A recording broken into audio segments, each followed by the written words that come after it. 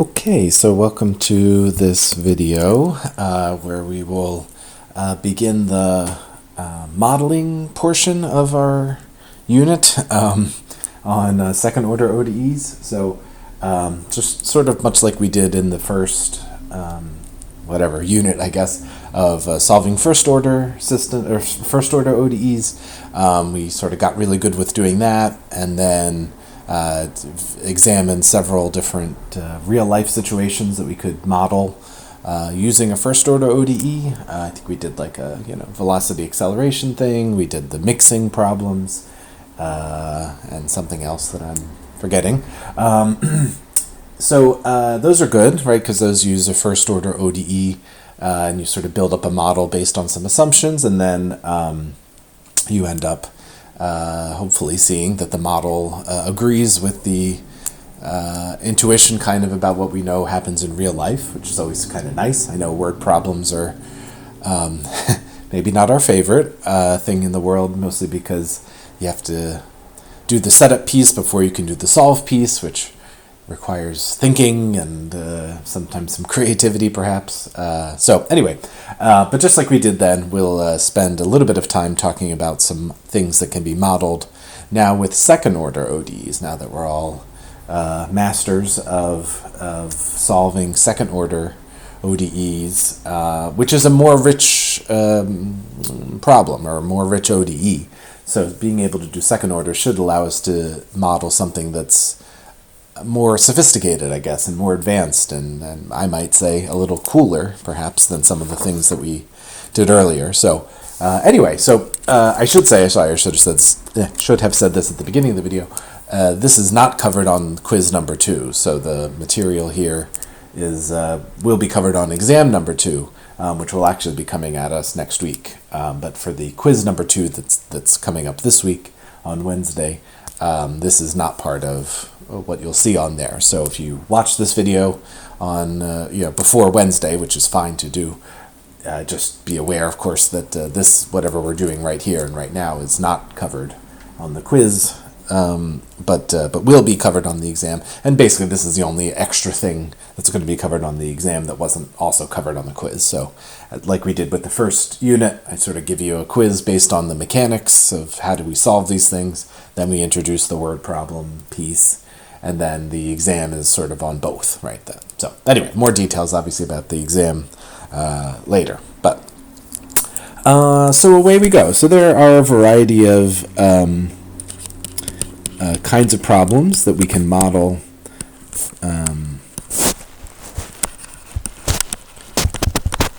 with second-order ODEs, but they mostly all come under the general heading of vibrational modeling, which, just as the name suggests, means that we are going to be interested in trying to figure out and come up with a model that shows us how something might behave when it's vibrating. Right? So we're going to not go too deep into this because it's sort of a very rich topic that in physics and engineering courses you certainly revisit. Things like electricity, of course, have vibration associated to them, so there are some ODEs that you can use to model various aspects of that. I'll leave that for physics class. And a whole host of other things. That vibration is sort of a loose term. I know we might sort of have a mental image of something shaking is vibrating, and sure.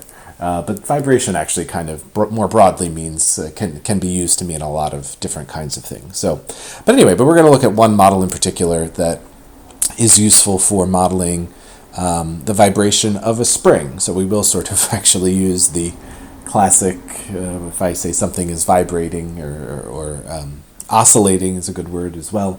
A spring, just an old-fashioned spring like from a mattress or something, is kind of the classic setup for trying to study that. So that's what we're going to stick with, and that on all of these problems are going to be essentially that idea of spring vibration. All right. So as it turns out, right, the main thing that we're very good at solving, which is a second order ODE with constant coefficients, which is just to say that we have letters in front of our y prime, and y double prime terms, as it turns out, is a perfect model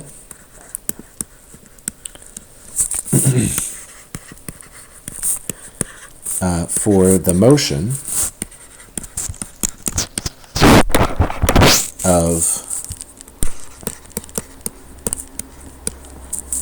of a spring. All right, so, and if you think about it before we get into anything, right, I mean, let's use the benefit of the fact that we're about to do word problems, and let's, before we get into anything fancy, say, what is your mental image of, okay, you have a spring. Obviously, if it's just sitting there, then it's boring. So, of course, like any good child would do, and by child I include all of us in that category, you want to flick it, right? Or you want to do, you compress it, and then you let it go, and you see what happens, and it boing, boing, boing, boing, boing, right? Or you pull it, right? You say, oh, let me stretch it way out, and then I let it go, and it boing, boing, boing, boing, boing, right? Does stuff, right? So nobody should be surprised, I don't think, by at the end of the day, when we look and see solutions to this and what does this look like and all of this, I mean, it's going to look like a spring bouncing, which that's good though, right? I mean, that's we already kind of know what's going to happen. Nobody needs me to do an experiment in front of you all where I have a big spring and I flick it, right? I think we all know what's going to happen, right? Okay, so it isn't, we're not going to win any Nobel Prizes by experimenting with this, but I always think it's actually really neat when we can kind of come up with a math way of explaining what's happening in our everyday lives, right? And so in this case, we'll see if, as it turns out, second order ODE that we've been working with for the last few weeks is the perfect model to represent the motion of a spring that is bouncing, right, or vibrating. All right. So let's get our model in order, which is going to require a bit of a story here to get ourselves set up and some constants and all that other good stuff. All right, so here we go. So let's imagine we have a spring. I'll draw you a picture, of course, in a second, of length L, lowercase l. Looks like that. Or I'll draw it that way so it doesn't look like a 1, so lowercase l. So we have a spring of length lowercase l.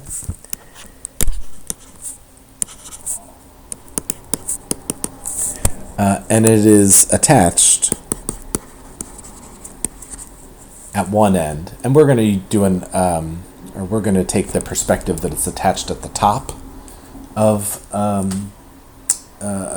sort of hanging down from a ceiling or something like that, or some other structure. You could just as easily take the perspective that this is attached to the ground or to the floor, and in that case, of course, the spring is maybe standing up, and you're going to do this problem. But just for the sake of not having to make our lives too complicated, we'll always assume that it's attached at the top.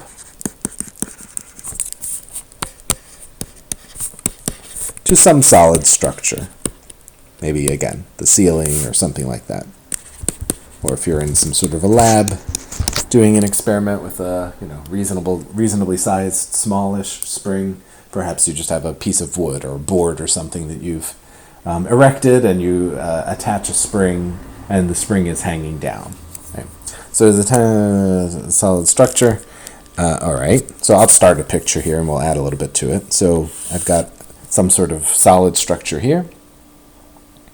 And I've got a spring. Let me give myself a little more space here. I've got a spring. A spring of length L. Okay, so it's attached here at the top, and it's of length L, whatever that might be.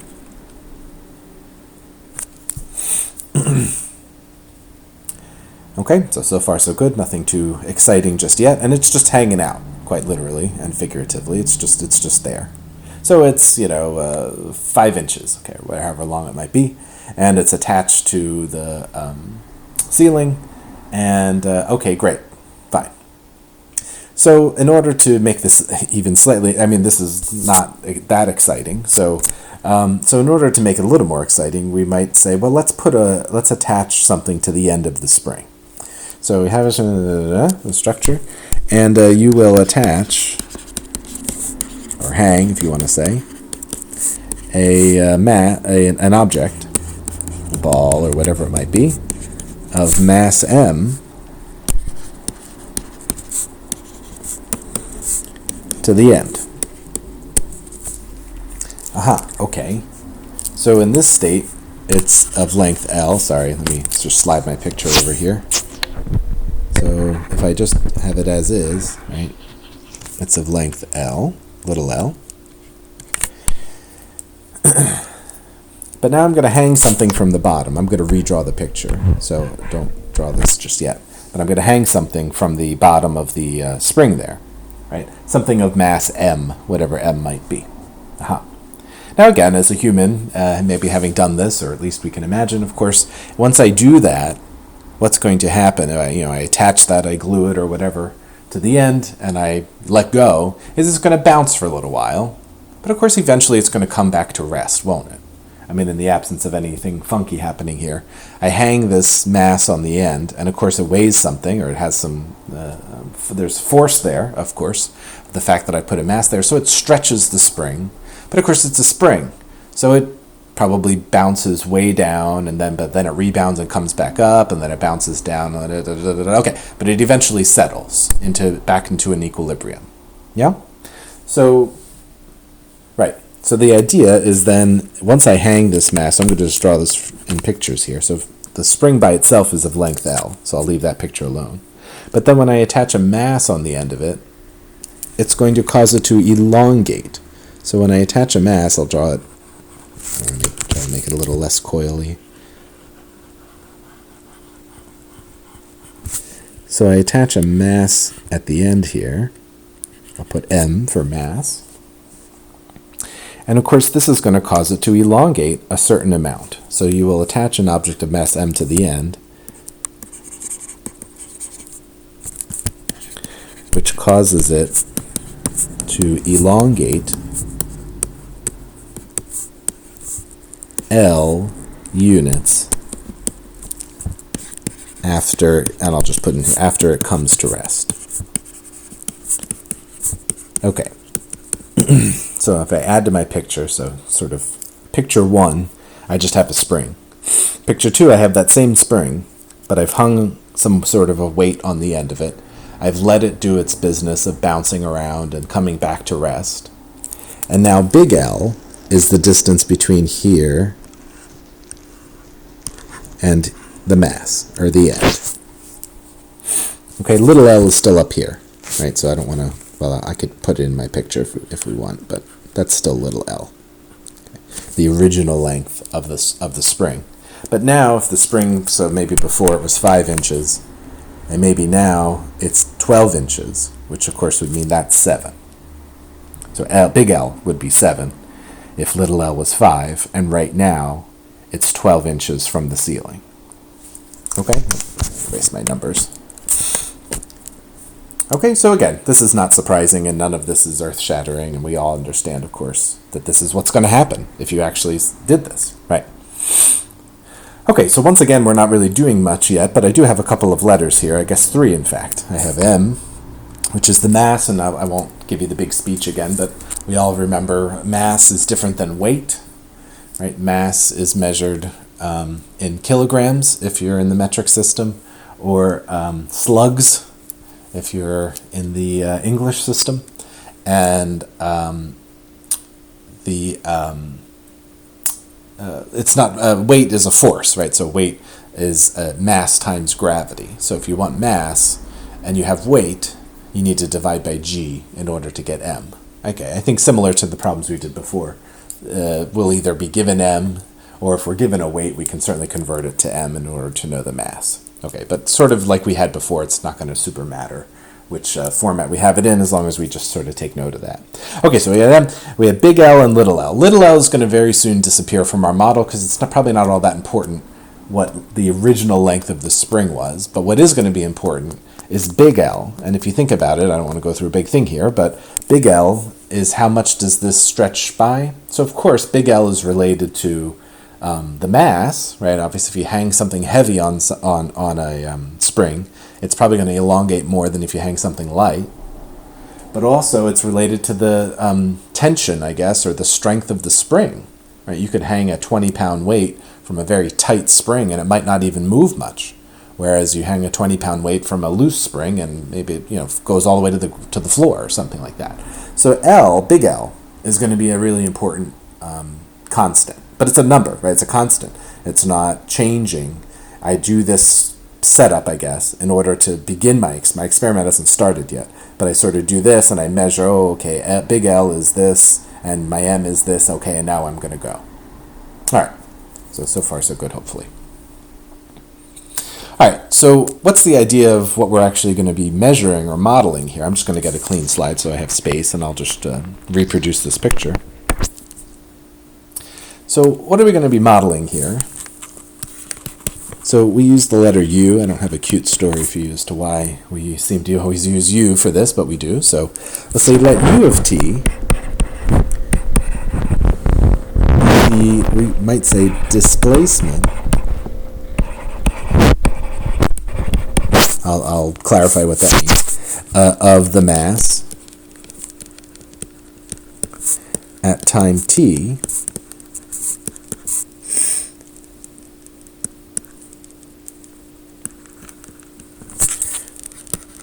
when the mass is set into motion. Okay, so after we've done our little initial stuff on the last slide, what am I going to do in all of these problems is we're going to excite the spring in some way, or the mass in some way, by pushing it or pulling it, or maybe we flick it, or we stretch it, or we compress it, or we do something, right? So we're going to set the spring into motion. And what is the thing that we're going to try to model is U of t.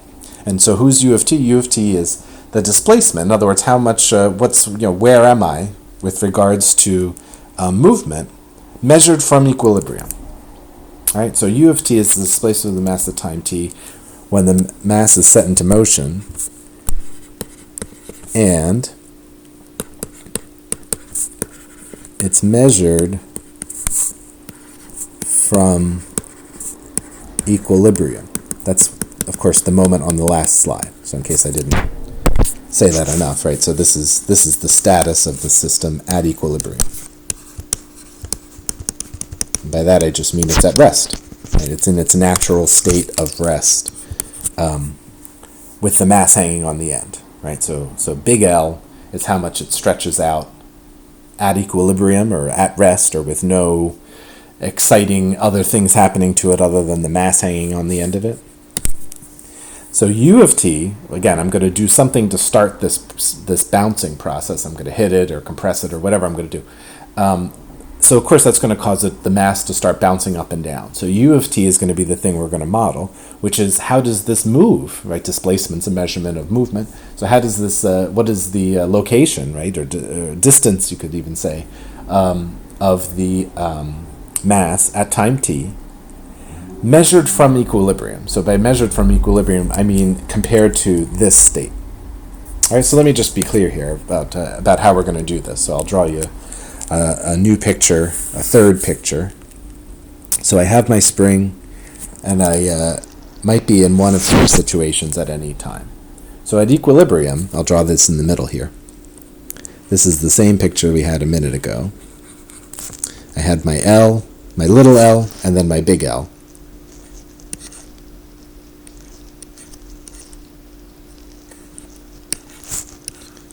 So if that's where we're at, then this is going to represent no displacement, or zero displacement. So this is going to be a picture where I would say U, your U of t, is equal to 0 at this time, because the mass down here is exactly at equilibrium. Okay? So U, right, U is measuring displacement from this moment.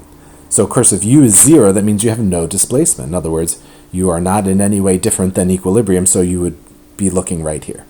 Oh, but of course as this mass bounces around and does its business, sometimes I'm going to be above and sometimes I'm going to be below this point.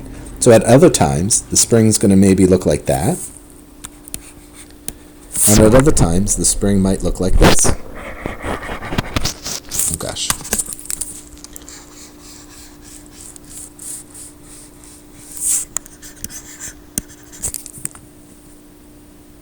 Right?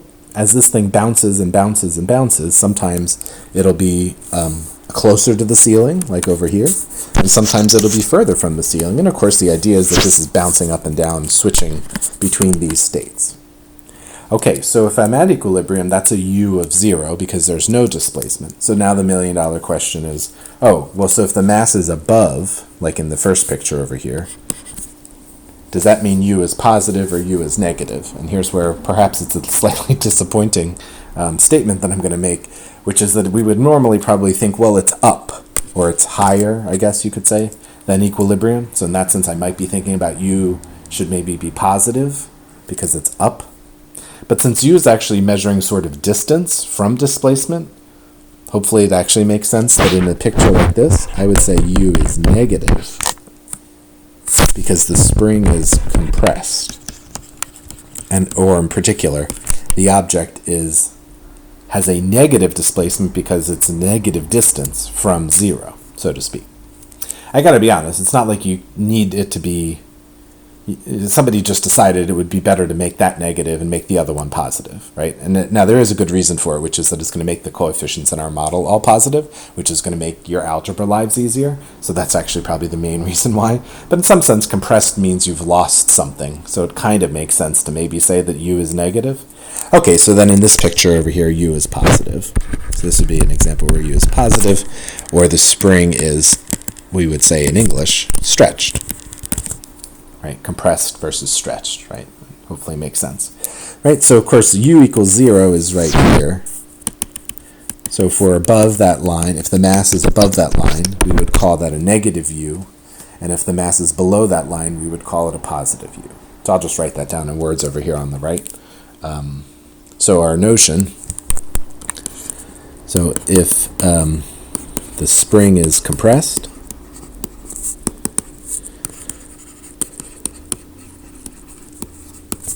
we consider that to be a negative u. If the spring is stretched,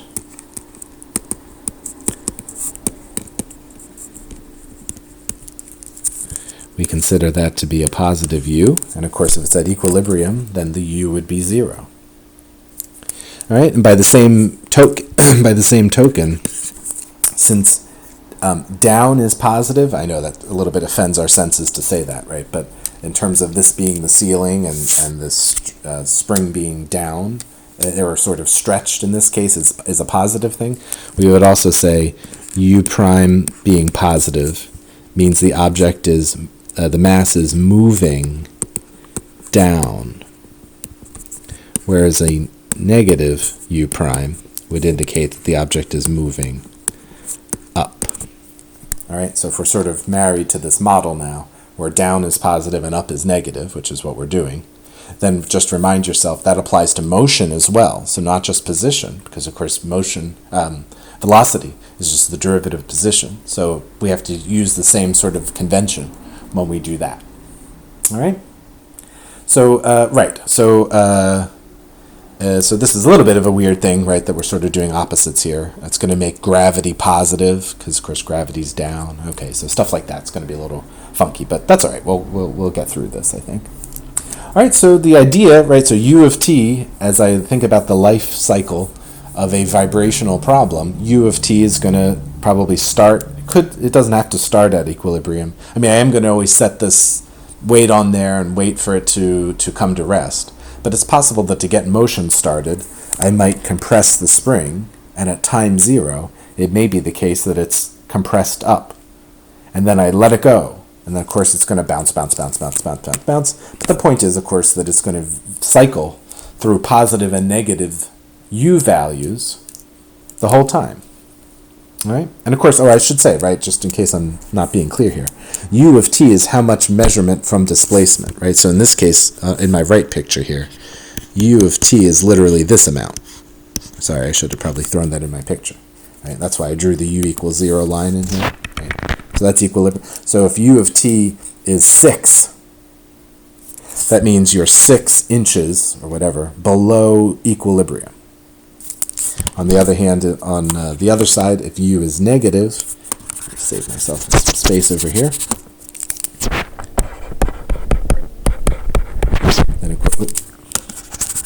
then of course this means it's compressed.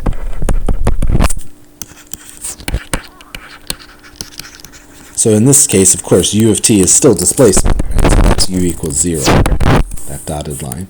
So of course in this picture, this distance is u of t. So it's always displacement, right? I think hopefully we know what displacement means just from physics class or basic knowledge of, oh gosh, let me move that down so it lines up. Okay, obviously if you're measuring from the middle of the mass or the top of the mass or the bottom of the mass, whatever, right? Whatever system you're using to measure this, right? So, but u of t, right, is how far away from equilibrium are you, right? Okay, so great. So those are our labels, I guess, or those are the characters in our story. So u of t is our function. We have m for mass and big L for elongation. The elongation constant or factor or whatever it might usually be called. So then how do we model motion if we're going to do this? Right. So, all right. So when we set this in motion from equilibrium, or after we've done the hang thing and got the elongation, then we say, okay, I'm ready to start my experiment. So when we set the mass and the spring, of course, in motion,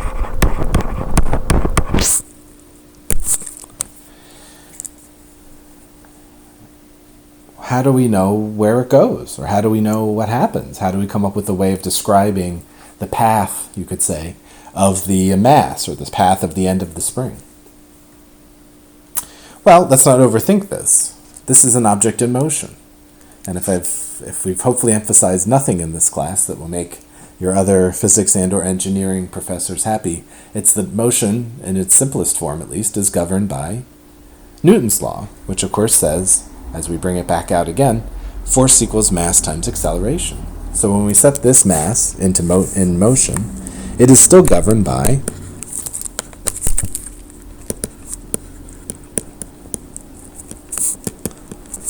Newton's law, which we've already looked at.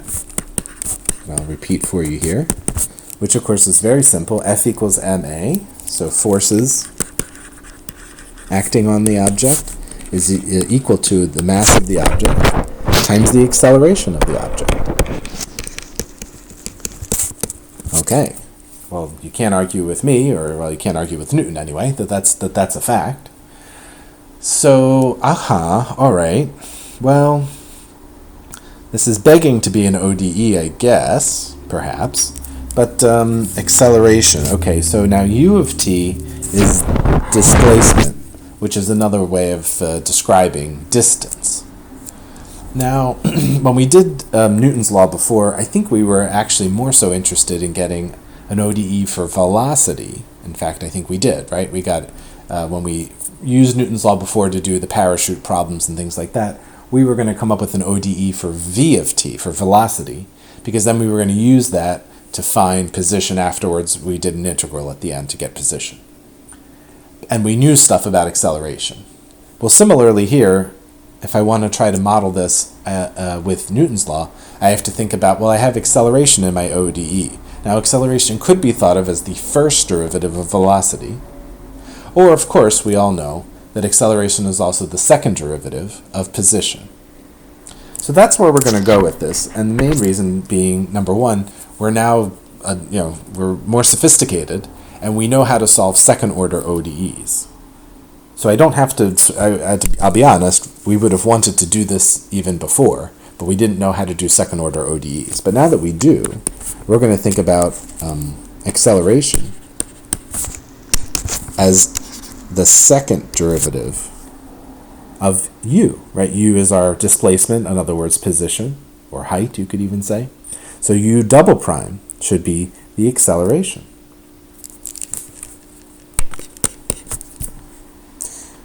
Okay, so in terms of checking in, this is now going to be, this looks like a second order ODE for u, for u of t. Now, of course, all that's going to remain is to try to figure out, and I say this with a coy smile that you can't see right now, all we have to do is figure out how to describe F, which are the forces acting on the object at any time. Mass, of course, that's a constant, right? So that's going to be given to us in the problem. So in order to come up with this ODE, I think I just need to spend a little bit of time dissecting or figuring out, so what are the forces acting on the object at any time? So that's my question. Right? So what forces?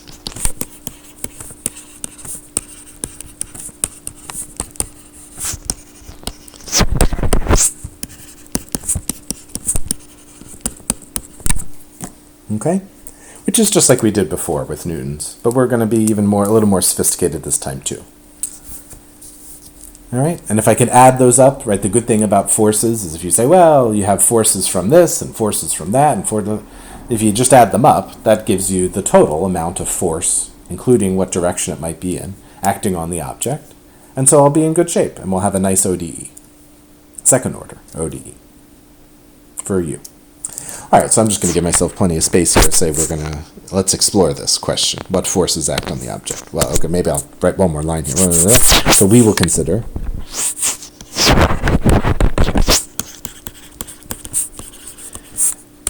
three forces. And then we're going to do a 1, 2, 3. So what forces act on the object at time t? Well, think about this spring that's bounce by this ball or whatever that's hanging at the end of the spring, and it's bounce, and it's doing its thing. I would claim that there are three, at least primary, forces that are acting on the object at all times or at time t. Now this is more, or I guess you could say worse, I suppose, but this is more advanced than what we did with motion, objects in motion. When we did this before, we only did two forces. We did gravity, and we did drag or resistance, air resistance. And those are still going to be part of this world too, right? This is where I would ask you in class to tell me what forces act on this, and somebody surely would put their hand up and say, well, gravity's still pulling on this ball, and so of course it is. Yes, so gravity's one. It's moving. So just like our parachute guy, this whatever object, ball or box or weight or whatever we're hanging, it's moving through the air, and air resistance is a real thing. Drag is a real thing. So that's also going to be a force that acts on this. But the good news is we already know how to model those two. So I'm going to quickly go through 1 and 2, which are old friends from earlier in the semester. But there will be a third force that maybe I'll ask you to, in the back of your head while we do the first two, try to think about what is that third force that is not present when a parachute guy is, skydiving down to Earth. I don't think there is the third force that we're going to talk about. So let's consider these three, but we'll do the easy ones first. Okay, so of course we have a force of gravity, and there's nothing new to say here.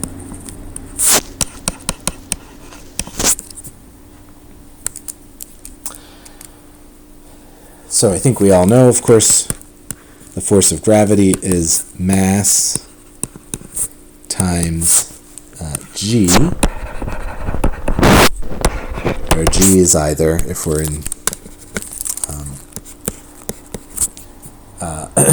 in the metric system, g is of course 9.8 meters per second squared, and if we're using pounds and slugs, then it's 32 feet per second squared. Okay? So there's nothing new here, right? So the force due to gravity is whatever the mass is, 10, whatever it might be, times the appropriate g, depending on which units we're using. And I will say, though, and I will underline it as well, but of course note, gravity, so I'm not telling you something you don't already know, gravity always pulls you down, but now I am saying something that maybe is slightly offensive here, is that this is positive, always. Because remember, down is positive in our kind of upside down world a little bit. All right, so remember, of course, we were committed to this model of saying that when the object is below equilibrium, that actually means that it has a positive u. So all of our things here, all our forces, all our velocities, that has to follow that same notion of down is positive, up is negative. So since gravity, of course, always pulls us down, we should always have an FG of positive. That's going to be a little bit hard to sometimes remember because we're such in the habit of saying negative 9.8 or negative 32. But we're going to have to try really hard to remind ourselves, no, for this model, it's actually positive 9.8 and positive 32. Okay? All right, so gravity is certainly one of our three. The other one is, of course, drag.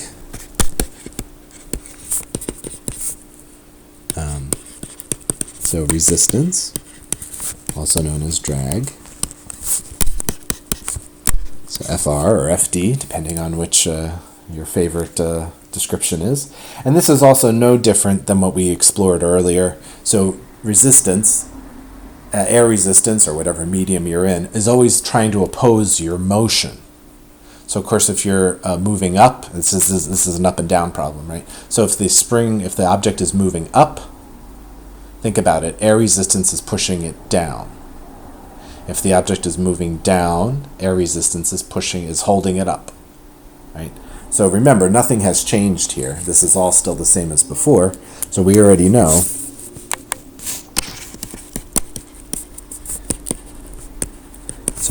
that drag is opposite and proportional to velocity. Okay?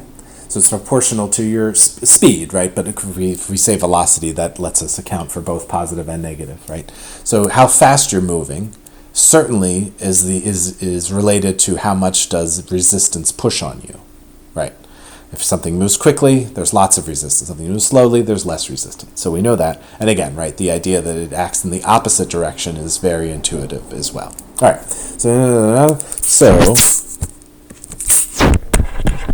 so we will, of course, be able to say the force due to resistance, or drag, is, let's see, opposite and proportional to velocity, which, of course, for us, velocity is u prime. Remember, u is position or displacement, so velocity should be u prime. All right, where, because they've decided to make your life a little more interesting here, where gamma, this is a lowercase gamma, is the classic letter that's used for drag or resistance in this model. So where gamma is a positive number, and it's usually called the drag coefficient or constant or something like that. Okay, so this also, of course, has to be given to us in the problem, much like it was when we did our parachute questions earlier in the semester. They either tell you exactly what this is, or they at least give you a little story for which you can easily figure it out. Okay, so 2 out of 3 done. So 1, 2, right? So for gravity, we'll write down m times g, whatever those numbers happen to be. For drag, we'll write down negative gamma times u prime, whatever gamma happens to be given to us. But what's the third force? I'm saying there's 3, right? So let's use our imagination for a minute since we're not together.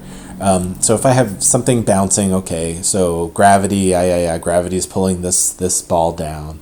And okay, the ball is moving, so there's some drag, there's some air resistance, yeah. But if you think about it, what else is guiding the motion of this ball that's hanging on the end of this spring is the spring, right? I mean, this isn't floating in a vacuum the same way that our parachute skydiver guy is. I mean, he's not in a vacuum, right? But he has nothing attached to him when he's skydiving. So yeah, gravity and drag are the only things that are affecting him. But this ball is physically attached to a spring, which means the spring itself is, of course, imparting a certain amount of force on the ball. I know it's a little bit hard to try to imagine what it would look like if the spring wasn't there, Because, of course, isn't it the spring? The spring is the thing that's causing it to change direction, right? If the spring wasn't there, it would just fall, or it would just rise, depending on where we're looking at it. But it would never bounce back and forth between falling and rising if the spring didn't, of course, do its job, right? I mean, that's the whole idea, of course. So there's also, so force number 3 is the force of the spring. Or it's obviously sometimes called spring force. Now, what is the spring trying to do? Or I guess I should say, what force is the spring imparting on the ball? So now is where we have to really think and use our imagination a little bit here, since we're not looking at one. But let's tell a story. So I'll draw you 2 pictures here of the 2 situations that I might be in. So, of course, I'll draw you sort of an exaggerated, really stretched out, versus a really compressed. So, of course, in this case, U is positive, and in this case, U is negative.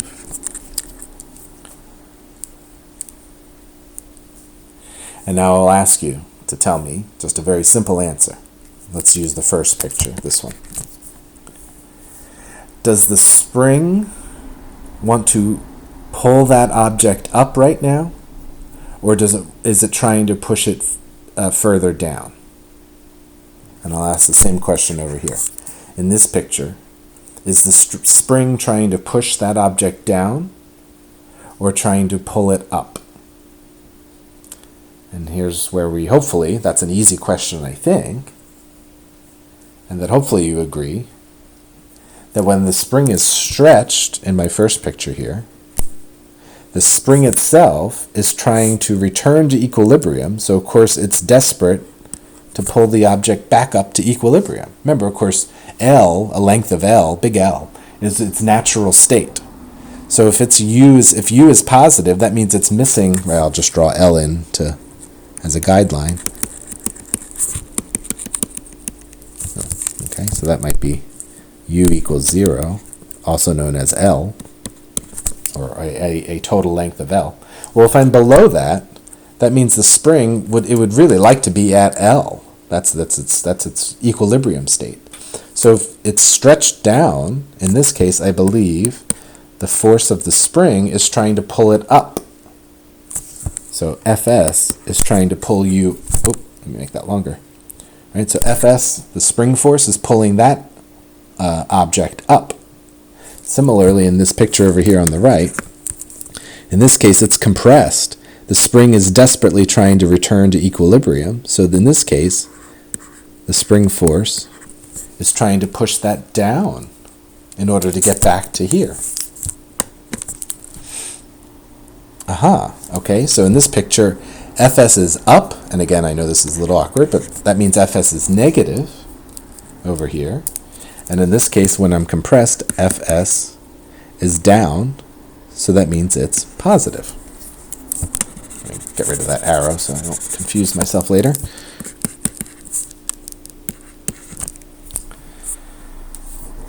Okay, I hope that should be hopefully pretty clear, right? That's mostly human intuition here and knowledge of how springs work, right? Springs, again, part of the reason why we do this elongation thing to start the problem is to remind ourselves this is the natural state. This is where it wants to be. So if it's too high, it's going to try to push it back down. If it's too low, it's going to try to pull it back up. That's what a spring does, right? I mean, if you're trying to describe this to someone who has no idea what a spring is, I guess, that's what you would probably say. So hopefully it makes sense that the force of the spring is, let's see, what am I saying here? So when U is positive, Fs is negative. When U is negative, Fs is positive. Oh, well, hello. This looks like I'm saying that it's opposite. But now it's not opposite to velocity. Velocity describes the rate at which I'm moving. It is, however, related to the position itself. Now that's U. not u prime. So of course, right, I don't think I drew you a picture for this one. Drag is proportional to velocity, but spring force is proportional to displacement or position or distance or u, not u prime. All right, so if you, in case you want to know the person, this is Hooke's law says exactly that.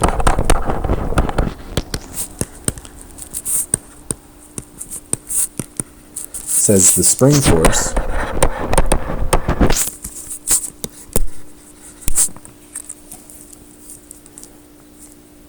I'm just looking to see if it's proportional. Okay, so I will give Hooke credit for all of this, but Hooke's law technically says that spring force is proportional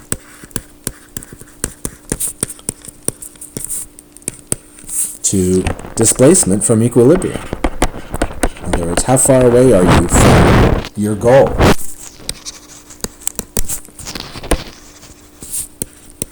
Again, I'll just, one more time, I'll ask you to think about, let me do the compress picture.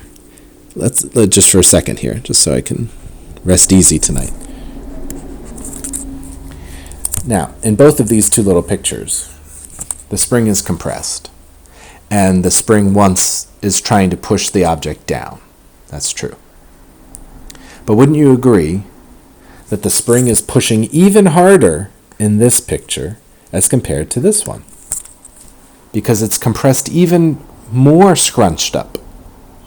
Right? So hopefully it makes sense that the spring force, not only does it act, as we've already discussed here, in the opposite direction, but it should be related to, that's what proportional means, right? It should be related to u, right? That's displacement. If you're more displaced, it's going to have an even stronger push or pull, depending on which side we're on, to return to equilibrium.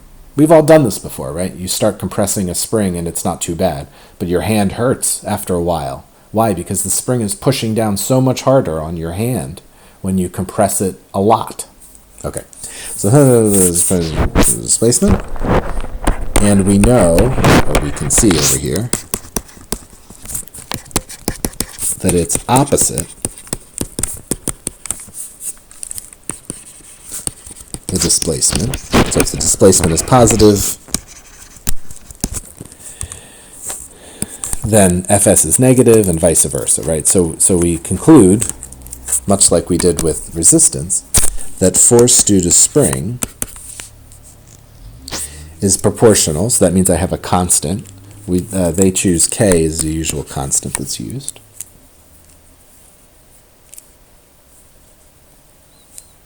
Times the elongation, right, or how much has it stretched. I'm just going to write that. I'm going to just leave it as displacement for now, though.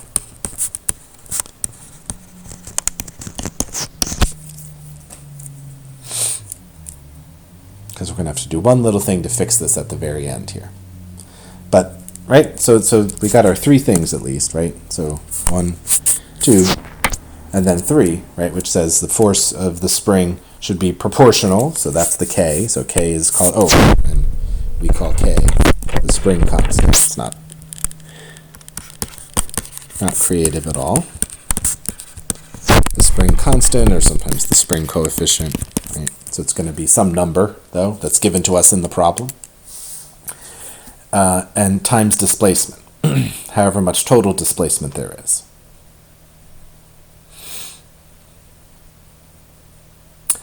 Okay, so the question is, since I've been a little bit cagey about writing displacement there's probably a little bit of something that we have to say about this before we can pull this all together. So I will do that, but in an effort to kind of honor the class time period, I think I'm at about 50 minutes right now. So we will pick up with this in the next video, and we'll come up with a little bit of a better, in this case, right, I mean, I'm literally going to write that, but in this last one, I'm not sure what I'm supposed to write. I guess I should say, spoiler alert, this is not going to be equal to K times U, which may be is what it looked like we were heading. But we just have to do one little adjustment to that in order to make sense of it. But it's actually going to be useful because it's going to be the way that we figure out how much k is. So, okay, so hopefully this made sense. This was all motivational, of course, and getting our model in order. So sort of as usual, once we get our model in place, of course, when you're doing a real problem and you're solving, and you're just going to jump to the answer or jump to the model and say, oh, okay, let me plug my right numbers in, solve it, and discuss results and stuff like that. So of course that's a thing. But as you probably also know, I will probably have you explaining various facets of where did things come from and why is this so and all of that. So so hopefully that addressed most of those things here. So we'll get to the model itself and what we're going to write down for that, and then do a handful of examples in the next video.